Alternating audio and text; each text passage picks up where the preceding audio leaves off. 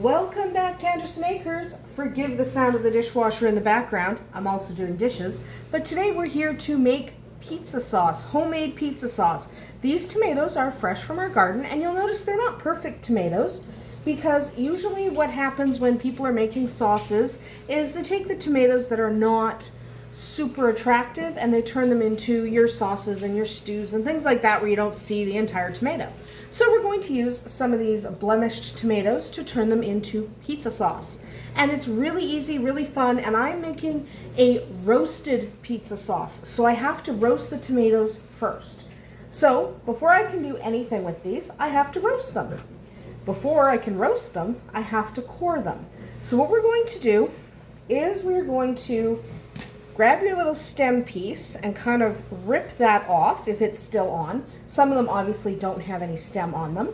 Then you're going to take your knife, just pierce the skin, and then we're actually just going to turn the tomato.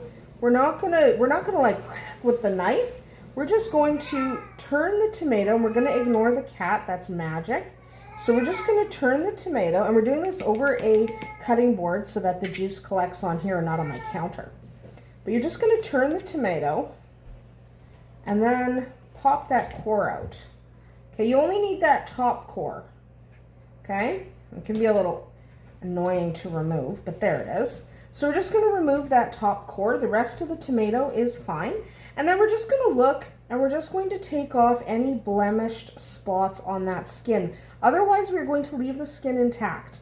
Okay, you're just going to look and see if there's any portion you want to cut off.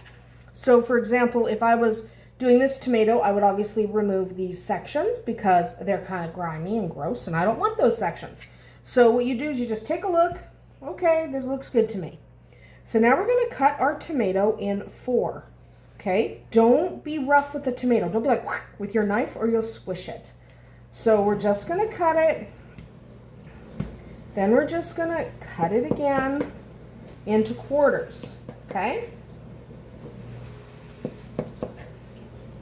Gently, we don't want to squish our tomato. We want our tomato to be intact. We want to save all of this. So I'm just going to set these on a cookie sheet. Okay? And if you're using a smaller tomato, same deal, remove the core. Okay, so the same deal, you want to remove that core. It's easier to rotate the tomato than your knife, but these ones you'll just cut in half. Okay, these ones you'll just cut in half and place on your thing because they're smaller. So you can use whatever size tomatoes you want. You basically want an entire cookie sheet filled with tomatoes. So I'm not going to make you watch me core all of these. We will come back when I've cored them and placed them on our sheet. There we go. I have cut and cored a whole bunch of tomatoes. How many? You want roughly about 10 larger sized tomatoes. So if you have to use a bunch of little guys like I did in order to get to that number, that's fine too. We're going to put them on a cookie sheet, or 2 cookie sheets in my case, and we are going to put them skin side up. Okay? And then we are going to take some pepper, liberally sprinkle that on top. How much? You're probably going to use about half a teaspoon entirely over your 10 tomatoes. So I'm also throwing some on the cutting cookie sheet off to the side. Then you're going to take some salt. Now I'm using Himalayan salt. You can use whatever salt you have. Sea salt, kosher salt, table salt, doesn't matter. But sprinkle that on there as well. About the same amount as the pepper. You want them seasoned equally. Then we are going to put them in the oven at 425 degrees Fahrenheit, and we are going to bake them for about 45 minutes until these skins are kind of darkened. We are not going to remove the skins. We are roasting them in their entirety.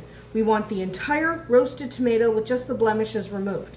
So let's pop them in the oven, come back in about 45 minutes. All right, our tomatoes have been roasted. Remember, they roasted at 425 degrees Fahrenheit for about 45 minutes. The skin should have started to blacken, but they shouldn't be completely black. We want them roasted, not burned. And you'll notice I collected all of this fluid that they were sitting in because as they roast, the fluid comes out of them, but you still want that fluid.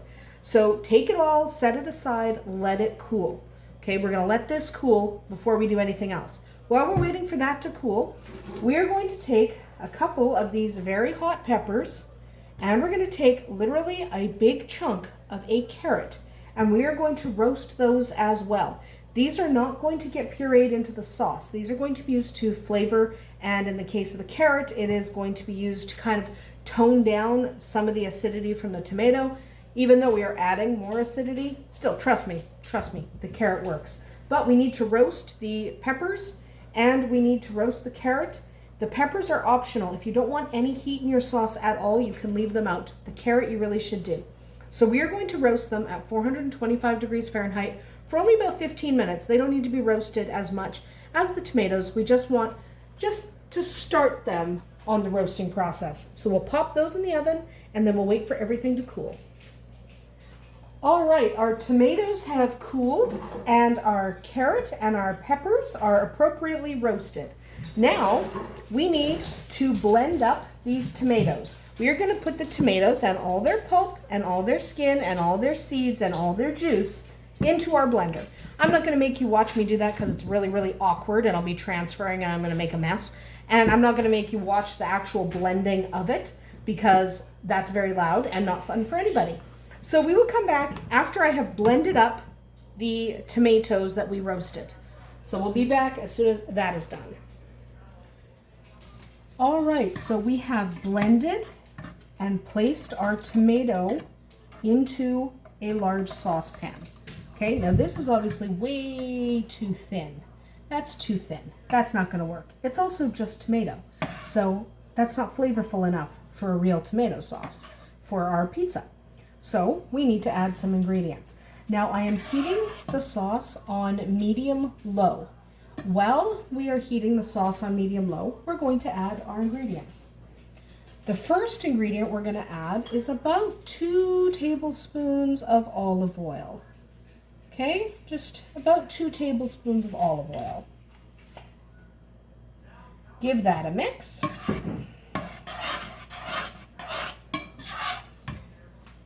After that, we're going to add about 3 tablespoons of butter. Yes, we like butter in our sauce. It will just give you this rich, deep flavor. And the butter will melt and blend with the other ingredients. So just start mixing that in. And you'll feel your pot get warm. And we just need to combine all our ingredients and allow them to heat so they kind of blend into each other and there's not all that separating. Next up, every good pizza sauce requires garlic powder. Here's where you get creative. What do you like in your pizza sauce? So I'm doing quite a lot of garlic powder. I'm going to end up with about 4 tablespoons of garlic powder in here because we adore garlic powder in this house. So we are just going to mix that in. We like garlic powder. There we go. Get that all nicely mixed. And yes, our butter is still melting away. Next up, we want 1 teaspoon of onion powder. You could use dehydrated onion or you could chop up an onion and throw it in. We don't love the texture of onion, so for us, we're just using onion powder. But feel free to chop up an onion and throw it in here. If that's what you want to do, if you want a little thicker sauce, you can chop it bigger.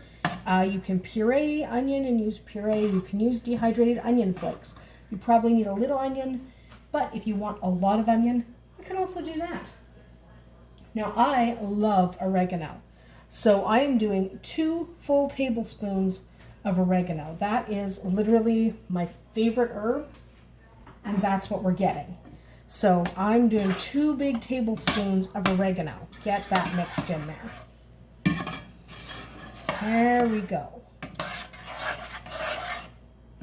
We want our herbs. Next up, we're doing basil. I enjoy basil, but I'm only doing 2 teaspoons of the basil. Okay? So we get that mixed in as well. There we go. Yep, pan's getting nice and warm. Now I am going to add some red pepper flakes, but I'm not going to add very much. I'm going to add 1 little pinch, 2 little pinch. That's to give it a little bit of heat, a little bit of spice, but not enough spice to bother anyone. Because if it was just me, I'd have lots of spice. However, it's not just me. I have to share. Because I have to share, we are making sure we don't do too much in the way of spice. There we go. Next up, we are going to want 2 teaspoons of sugar. Yeah, that's necessary. If you don't add the sugar, the acidity is going to be way too high. And I mean way too high. So you don't want too much acidity because the next ingredient we're going to add is acidity. So mix that sugar in. And remember, tomatoes are, yes, sweet, but also acidic. So next up, we're going to add some lemon juice. And I use prepared lemon juice. I don't squeeze it myself just because of the concentration. And you're going to do about a 1/4 cup. Okay, that will help just kind of tart up your sauce because you do need that lemon juice. It'll also help preserve it a little bit so it lasts a little bit longer. The citric acid in the lemon juice acts kind of like a preservative. Won't make your sauce last forever, but it'll help. Okay, next up you want salt. Now you don't want to be crazy with the salt, but you probably want about 2 teaspoons just to make sure you get the salt in there. You do need the salt. The salt unifies your ingredients and helps make sure that you can actually taste your sauce. So mix that in. And now we need some pepper. So for the pepper, I'm only doing about a teaspoon. You do want black pepper in it, but you don't want to get crazy. And if you're wondering how much of the pureed tomatoes we have, we end up with about 4 cups of pureed tomato. Okay, I don't think I mentioned how much your 10 tomatoes make. It's about 4 cups. So this is so far looking pretty good. It's still way too thin, but that's why we're warming it up, blending our ingredients. So what we're going to do now is we're just going to wait until this is warm enough that there's a few bubbles breaking the surface. Okay, we are going to just let it heat up and let everything blend together. And I'm not going to make you watch that. We're going to step away. It'll probably take about 10 minutes to warm up to that point. But when it does warm up to that point, we'll come back and add our last few ingredients. All right, we now have some bubbles rising to the surface. That's what we want. We're going to add our last 3 ingredients. We are going to add the carrot that we partially roasted. You're not going to cut it up. You're not going to shred it. You want this whole carrot in there. This will help balance the sauce and will give it just a really nice hint. So just push that down in and just kind of give your sauce a stir around it. We will fish that out later. So after the sauce is done simmering, we will actually take this carrot back out. It doesn't get blended up into the sauce. We're just leaving it. We're also going to take our 2 hot peppers and we're just going to do the same thing. Just place them in. Okay, they don't need to, you don't worry about them. Just stick them in there. They will flavor the sauce. And we're going to take a single bay leaf.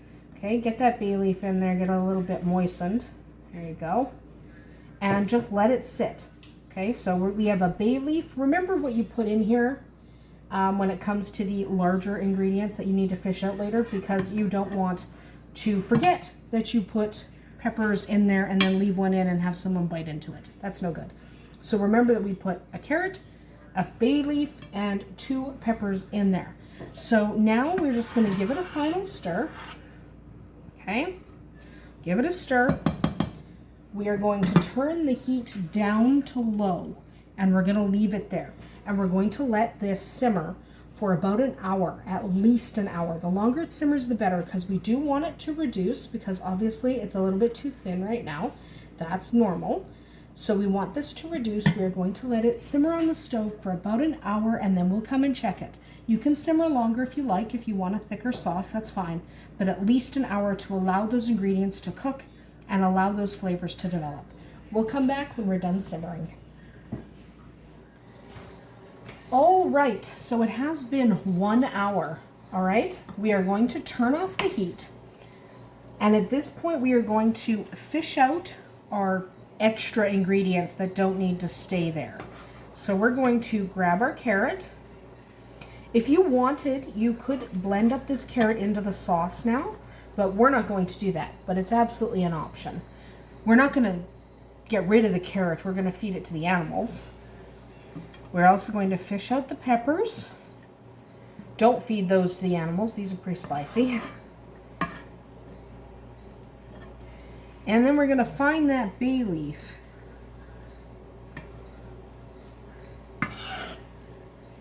Where's that bay leaf? It can be a little tricky to find things. Aha!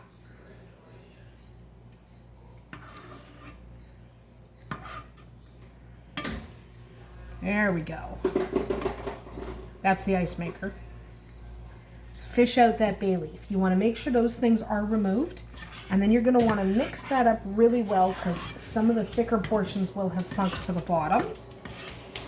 So mix that really well and then decide if that's the consistency you want. Is it too thick? Is it too thin? If it's too thin, you're going to allow it. That's the dog, by the way. But if you think it's too thin, you're going to allow it to reduce a little more. If you think it's too thick, you can add a little water, mix it in, and then see how it looks. I think this is the perfect thickness for us. We are going to pull this off the heat. And now we are going to let this cool until the pot is handleable, until we can handle this pot. Right now this pot's way too hot. We're just going to let it sit in the pot and cool enough that we can handle the pot. It doesn't have to cool completely, but it has to cool enough for us to comfortably touch it. We'll come back when it's cooled down at least a little bit. All right, so our sauce is partially cooled. It is still quite warm. It's been about half an hour. So what you want to do, mix this up really well. Make sure that it's fully incorporated. There we go. And now you're going to need some kind of jars. And I'm just going to use a ladle, and I have a cloth down because sometimes you spill and it's nice to protect your countertops. But I'm just going to take a ladle and ladle the sauce into my jars. Okay? That's all we're gonna do. Ladle the sauce into the jars. Do your best, you know, you'll make a mess. It's not really that big a deal. We can wipe the jars off later. But we're going to ladle our sauce into our jars, and then we are going to allow the sauce to cool completely before we put any lid on. Do not put lids on when the sauce is still warm. So we're going to fill these jars. My type of jars, I only fill to this line. Leave some headroom, especially if you are going to be freezing your sauce. You want some headroom. You can use any jars you like. I use typically glass, which is what I've got here. But you can really use whatever works best for you, whatever kind of storage container works for you. I prefer glass. So I'm just going to keep doing this. You don't need to watch me ladle sauce into a couple of jars. And we'll come back when our sauce has cooled. That can take a few hours. So after we have filled up our jars, we're going to wipe our jars off, and then we're not going to put any lids on. We're just going to let them sit here and cool completely. It is important that they cool completely. So we'll come back once I've filled my jars and let the sauce cool. All right, our jars are nice and cool. You should be able to run your hands down them and not feel anything warm. So because they are cool, we are going to put the lids on. And these store in the fridge for up to 2 weeks. You can also freeze them for between 6 and 9 months, and they stay good for just that long. So go ahead and store them in your freezer if you're not going to use them immediately. I do recommend putting them in the fridge overnight. Even if you're going to freeze them, there's just something about being in the fridge for that first night that helps develop the different flavors that are in your sauce. But there you have it. Roasted tomato pizza sauce. We enjoy it. I hope you do too. We'll see you tomorrow.